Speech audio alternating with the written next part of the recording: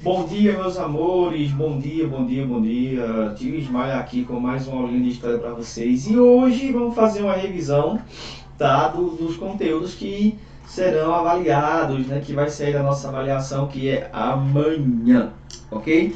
Gente, então hoje eu vou fazer a correção com vocês daquela atividade que eu passei, que eu coloquei lá no Classroom, tá? Eu vou fazer a correçãozinha com vocês aqui, tá bom? E logo em seguida vocês vão assistir a um documentário top, muito, muito, muito massa. Vocês vão se sentir lá nas expedições das entradas e das bandeiras, tá? Vocês vão ver, vocês vão aprender bastante, vocês vão poder revisar também essa parte das entradas e bandeiras. Vocês vão ver que é muito, muito bom o vídeo, gente. Vocês vão adorar, tenho certeza que vocês também são um pouquinho meio que aventureiros aí. Então, vamos corrigir aqui rapidinho, revisar nosso conteúdo, tá bom? Em seguida, o nosso documentário. Vamos lá, vamos para a nossa tarefinha de hoje. Na página 21, nós temos a primeira pergunta aí. Descreva o poder e o valor que tinha o açúcar na Europa no início da Idade Moderna. A resposta está ali na página 21, no seguinte parágrafo. No início da Idade Moderna, né, que se estendeu de 1453 a 1789, o açúcar era produzido em pequena escala, sendo considerado uma especiaria de luxo na Europa. Para se ter uma ideia, as pessoas indicavam em testamento quem herdaria o açúcar que lhe pertencia. Além de valioso, o artigo tinha muitas utilidades, sendo empregado como conservante de alimentos e até como remédio, né? Então o açúcar, gente, era um produto muito, muito, muito valioso. Só que lá na Europa, durante a Idade Moderna, ele era pouco produzido. Isso porque a Europa não tinha, né, o solo necessário, o clima necessário, a mão de obra necessária, eles não tinham ainda. Então, por esse motivo, era produzido em pequena escala, mas ele valia muito, muito, muito. Você vê, é tanto que ele servia até como herança, né? As pessoas faleciam e deixavam como herança o açúcar para as outras, né? Então, olha só o valor, a importância que tinha esse açúcar, né? Que tinha esse produto. Por isso que o Brasil, na época, né, ele foi o maior produtor de açúcar no período colonial e ele exportava esse açúcar para a Europa, né, e era bastante comercializado, e os senhores de engenho aqui do Brasil, eles tinham bastante lucro, pois era o produto do auge na época, né? Ok? Beleza? Na segunda pergunta, ele coloca o seguinte: descreva como estava organizada a produção do açúcar no Brasil durante o período colonial. A resposta está na página 23. A resposta é a seguinte: ao longo dos séculos seguintes, a produção de açúcar no Brasil se concentrou em grandes fazendas monocultoras, que tinham como mão de obra principal o trabalho escravo, primeiro de indígenas, depois de africanos e seus descendentes, e a produção era voltada para o comércio exterior, ou seja, era o formato do famoso plantation ou plantation, né? Como se vocês quiserem dar uma americanizada aí da coisa, né? Pode ser plantation também, mas o plantation tanto faz, mesma coisa. Então, a produção de açúcar no Brasil era caracterizada pelo famoso plantation ou plantation, que era justamente, né, as grandes fazendas monocultoras. Como assim, tio? Monocultoras. Mono, que vem de uma. Culturas, né, que vem de cultivar. Então, seria as grandes fazendas que cultivavam um único produto. Nesse caso, a cana-de-açúcar. Então, a cana-de-açúcar era o principal produto produzido nessa época, né? Então, tinha grandes fazendas, enormes fazendas, para produzir essa cana-de-açúcar, o que iria, obviamente, gerar o açúcar, tá? A mão de obra era escrava, logo de início a indígena, em seguida a africana, tá? Mão de obra escrava, e toda a produção do açúcar era para a exportação. Eles exportavam. Então essas três características aí formam o conceito que nós conhecemos como o plantation ou plantation, se vocês quiserem americanizar aí a coisa. Ok? Então era assim que estava caracterizada, que estava organizada a produção de açúcar no Brasil. Beleza? Até aí, acertaram? Bacaninha. Até aí todo mundo está revisando, bonitinho, certinho? Ok. E aí, na terceira questão, ele pede que você defina, né? Que você faça a definição aí do que compõe ali o engenho, né? Do que fazia parte do engenho, que no caso seria a casa grande, né? A senzala e o próprio engenho em si. Então, vamos lá. Engenho era a parte que se produzia todo o melaço, o açúcar, né, que estava a moeda. Na página 24, vocês vão encontrar essa resposta na página 24 aí, né? Ele coloca, o termo engenho passou a se designar toda a fazenda onde o açúcar era fabricado. Assim, tornava-se também parte do engenho a moradia de seu proprietário da família, chamada de casa grande. Então, a casa grande, a gente já tem um outro contexto, né? Que era justamente a moradia do proprietário do engenho, né? Então, o engenho era toda a região, toda a parte da produção de açúcar. A moenda ficava lá, ou a plantação da cana-de-açúcar ficava lá, né? E aí vem a casa grande. A casa grande, que era justamente, né, a moradia do dono do engenho, né, do dono do engenho, dos escravos. É importante lembrar que lá junto com ele na casa grande morava a família dele, né, moravam também os agregados ali, né, então era toda uma família ali em torno do poder que tinha esse senhor de engenho, né, na casa grande. E por último a senzala, que era onde ficavam os escravos, né? Que é onde os escravos ficavam alojados, dormiam ali, passavam uma boa parte do seu dia trabalhando e à noite iam lá dormir nas senzalas, né? Se abrigavam nas senzalas. Ok? Quarta pergunta. Caracterize a relação patriarcal desse período colonial. Primeiramente, o que é uma família patriarcal? O que é uma sociedade patriarcal? Sociedade patriarcal é aquela família onde o pai, o homem, né, ele é o chefe familiar. É ele quem dita ali as regras, é ele que tem toda a autoridade, é ele que tem toda a autonomia, todos ali devem obediência a ele, não é ele que tem toda essa autonomia ali na família. E aí, né, ele tem o controle sobre as pessoas. Então é uma sociedade patriarcal. Inclusive, numa sociedade patriarcal, o homem é quem tem direito a tomar decisões políticas, regras, leis, orientações, etc. Ele coloca aqui pra gente, ó. A mulher do senhor de engenho... Aqui. Peraí, viu, gente?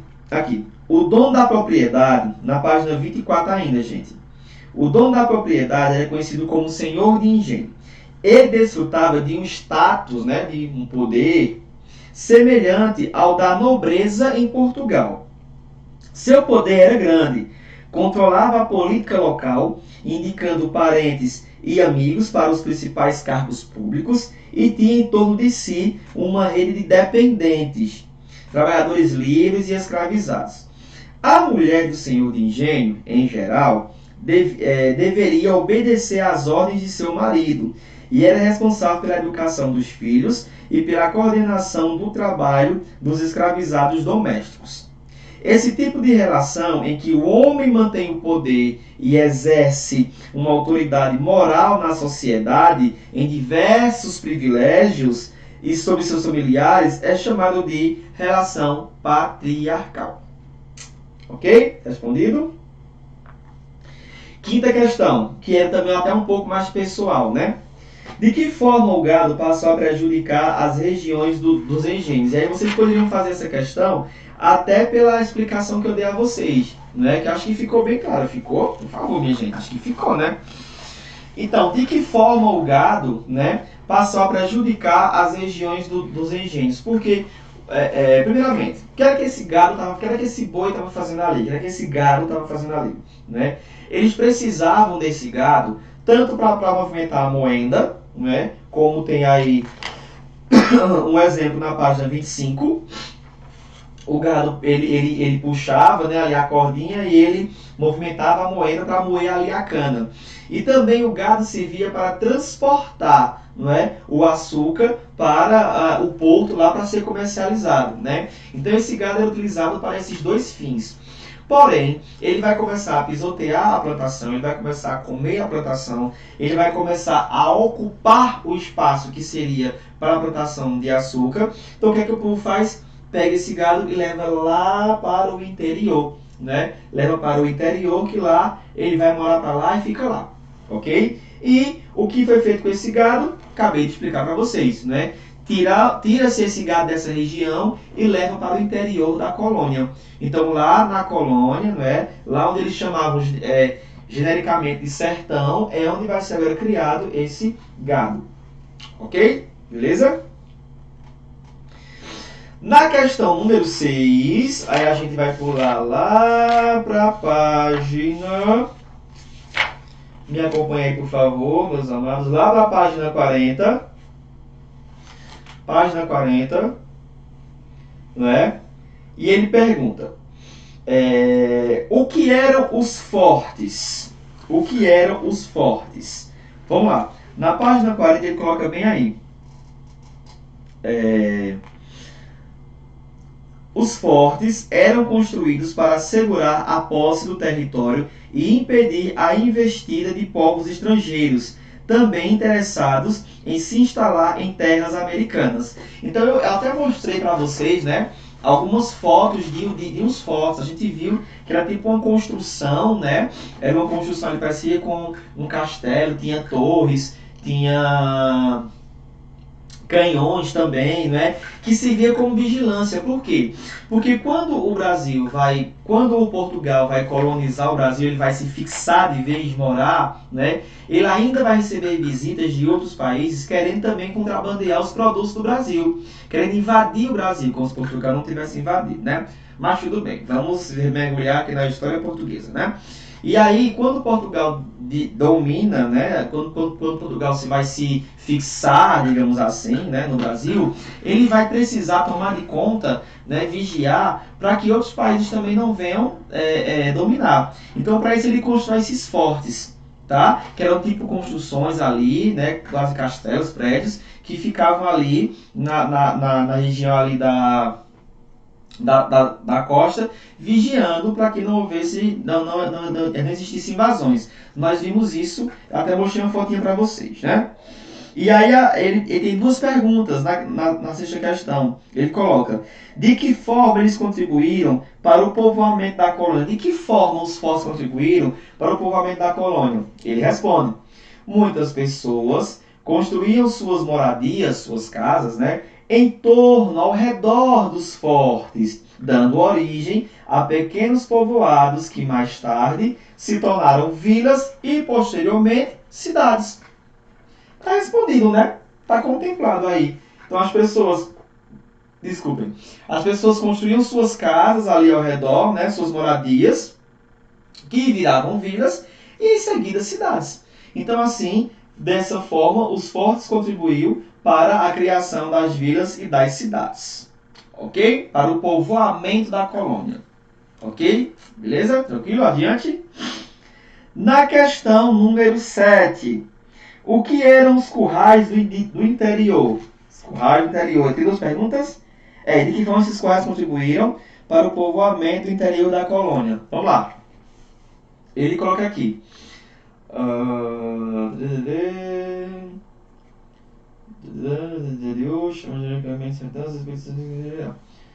Não, cadê, gente? O bom que disse online é que eu ia também ouvir a resposta de vocês, né? Mas tudo bem. O que importa é que a gente está revisando, né? Aqui, achei. O interior era chamado genericamente de sertão, e os expedicionários que partiram rumo a ele ficaram conhecidos como sertão. Não é isso não. Não é isso não, gente. Eu errei aqui. Olha só que interessante, né? Eu que erro. Mas vamos lá. Os currais do sertão, dava até para responder também pela minha explicação, né?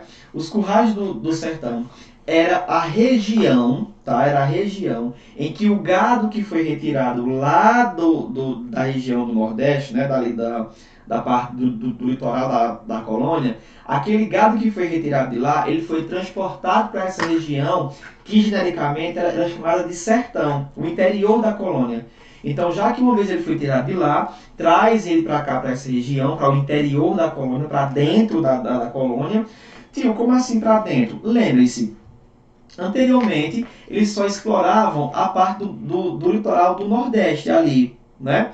E aí depois é que eles vão vir para dentro mesmo, para o interior da colônia. Isso vai fazer com que nessa região criem os currais do interior, porque ali vai ser a criação do gado agora, né? Que vai gerar uma nova atividade econômica, que vai gerar um povoamento, que é inclusive até a próxima pergunta que ele faz, né?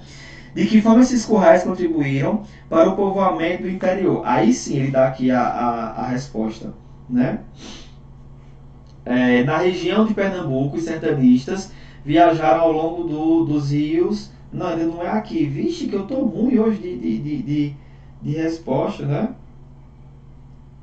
Mas enfim, da mesma forma, né? Então, quando o povo vinha para o interior, para dentro da colônia, para cuidar desses currais, vai também ali aumentando a questão da população. Então, já expliquei isso para vocês e fica até um pouco óbvio, né? Se o gado vem para ser criado aqui e tudo, o povo vem também. Então, acaba que cria ali uma população, um povoamento, ok? Deu para compreender, né, galera? Claro que deu, vocês são top de linha, vocês são topper, vocês são altamente inteligentes. E aí, nós vamos para a 8ª questão, que ele pergunta o seguinte, né? O que foram as missões religiosas? As missões religiosas foram aldeamentos, a gente tem aí na página 43, tá? Página 43. Aqui, ó. Foram aldeamentos com o objetivo de converter os indígenas à fé cristã. Em 1653, os jesuítas instalaram-se efetivamente na cidade de Belém, onde fundaram colégios e conventos. Então, as missões religiosas foram aldeamentos, né? Aldeias, pequenas aldeias, onde os padres jesuítas pegavam os indígenas para catequizar, para converter à fé cristã e também para ensiná-los a cultura católica.